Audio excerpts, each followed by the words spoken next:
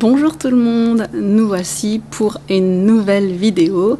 Ça fait un petit bout de temps que j'étais pas venue par ici et j'avais envie de vous parler d'un sujet qui revient souvent dans mes conversations, dans les coachings avec les clients et moi-même qui me concerne, qui est le perfectionnisme.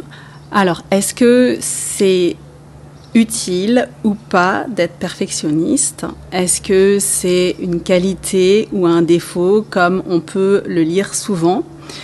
À mon avis, il n'y a pas en fait une opinion aussi tranchée parce que comme pour plein de choses, tant qu'on est dans un excès, c'est parfois pas agréable et pas optimal, mais quand on arrive à équilibrer cette chose-là, tout d'un coup, ça prend une autre ampleur, ça prend une autre dimension. Et à ce moment-là, il n'y a plus histoire de qualité ou de défaut. Être perfectionniste, en fait, c'est vraiment utile parce que ça permet d'avoir des objectifs en termes de façon de faire. Ça permet de savoir ce qu'on veut, de ne pas se contenter de quelque chose qui ne nous convient pas, de quelque chose qu'on préférerait être autrement. Surtout quand, évidemment, c'est soi-même qui faisons la chose. C'est d'ailleurs dans ces cas-là qu'on est le plus souvent perfectionniste. Donc oui, c'est utile.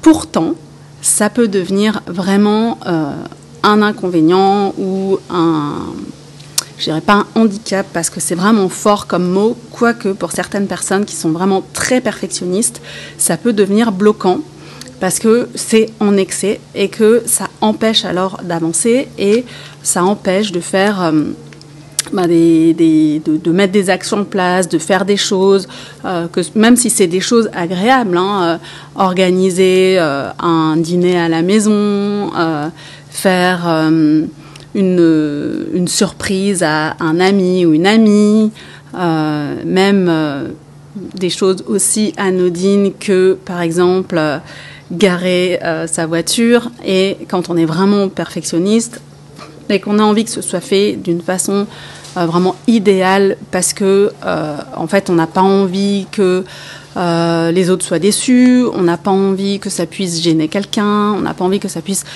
engendrer un problème. En fait, souvent, c'est par rapport à nous qu'on a toutes ces pensées-là et c'est nous qui risquons d'être déçus et c'est cette déception-là qu'on veut pas vivre ou c'est nous que ça risque de gêner et c'est cette émotion-là qu'on n'a pas envie de vivre non plus.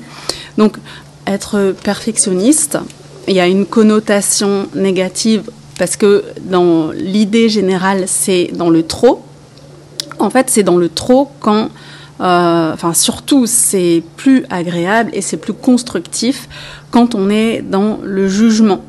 Et quand on se culpabilise finalement d'être comme on est, d'être trop perfectionniste ou d'être pas assez perfectionniste. Et donc c'est là que finalement ça nous bloque, ça nous empêche d'avancer et que ça devient beaucoup plus lourd. Donc déjà on peut se poser la question de pourquoi on est perfectionniste en fait.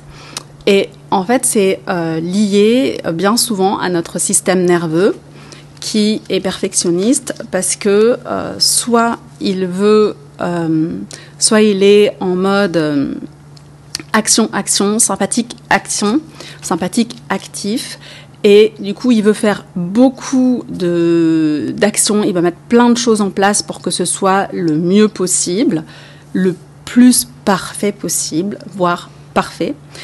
Soit notre système nerveux est en fuite et dans ce cas-là, c'est plutôt qu'on n'a pas envie de se confronter à certaines choses et c'est pour ça qu'en fait on est perfectionniste parce que inconsciemment on sait que on arrivera vraiment, on aura du mal à atteindre le niveau de perfection idéal entre guillemets qu'on a en tête.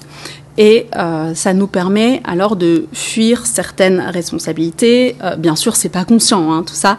Et ça nous permet de nous cacher derrière certaines excuses, comme quoi c'est pas encore assez bien. Par exemple, on veut rendre un rapport au travail, il n'est pas prêt parce que je peux encore faire mieux, c'est pas encore terminé, il y a encore des choses à rajouter, ou alors on est en train de faire des travaux dans sa maison, dans son appartement, et il y a encore toujours un petit truc à faire, et encore un autre, et ça pourrait encore être mieux, et c'est vrai, ça pourra toujours être mieux en fonction de la personne qui regarde. Il y a des gens, pour le même résultat, ils vont déjà trouver ça parfait, et il y en a d'autres qui vont toujours vouloir encore plus, et finalement, ça peut aussi être,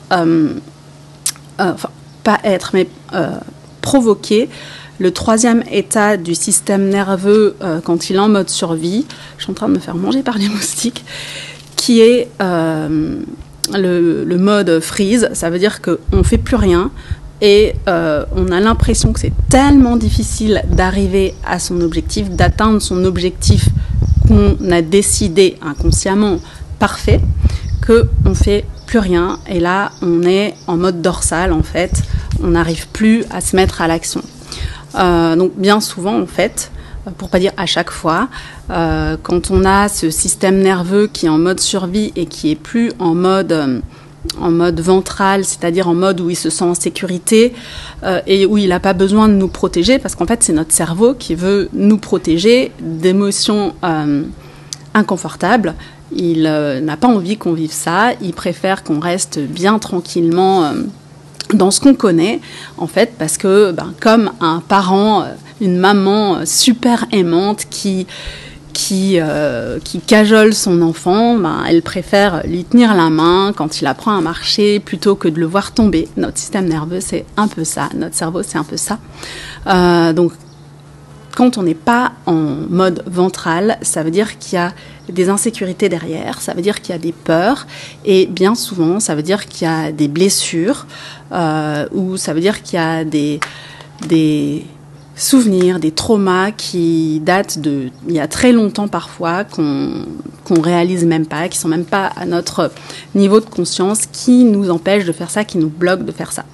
Donc, déjà, le premier conseil et le plus important en fait que je peux vous donner, c'est de faire confiance, de vous faire confiance, de se faire confiance à soi-même et de faire confiance à la vie, en sachant que on est capable de faire des choses vraiment super et que même si notre cerveau croit que c'est pas parfait, on fait déjà des choses parfaites, on est déjà parfait ou on est parfaitement imparfait, si on peut dire comme ça, dans la mesure où en fait, il n'y a pas un modèle parfait qui existe. C'est juste dans notre cerveau qu'on se crée, qu'on se définit un modèle de perfection, mais que ce modèle de perfection, c'est vraiment une illusion. C'est ce qu'on croit qui est la perfection, mais ce n'est pas une vérité, puisque ce n'est pas le même modèle pour tout le monde. Donc, se faire confiance, c'est la première étape.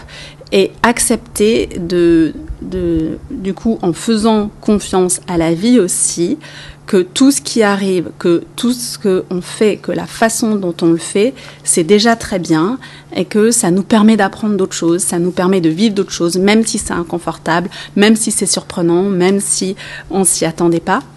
Et ça nous permet alors de relâcher cette pression et de sortir du jugement petit à petit.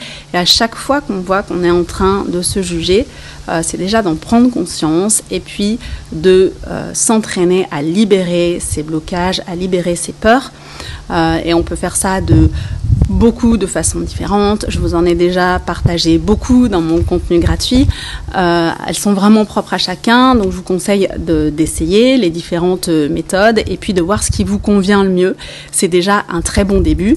Si vous avez envie d'en savoir plus, je vous invite à me suivre sur mon compte Insta, sur ma page Facebook et ou à me contacter en privé et puis on verra comment on peut avancer ensemble. En tout cas, déjà avec tout le contenu gratuit que vous avez, tous les conseils, et puis aussi quelque chose de très important, faites confiance à votre intuition, faites confiance aux élans de votre cœur que vous savez.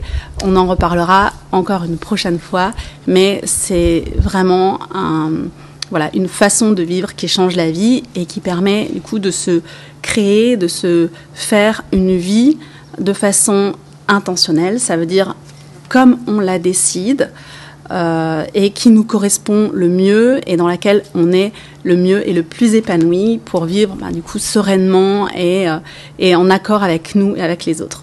Voilà, je vous embrasse très fort, je vous dis à très bientôt pour une nouvelle vidéo et puis bonne pratique de ces petites de ces façons de faire face au perfectionnisme. Au revoir.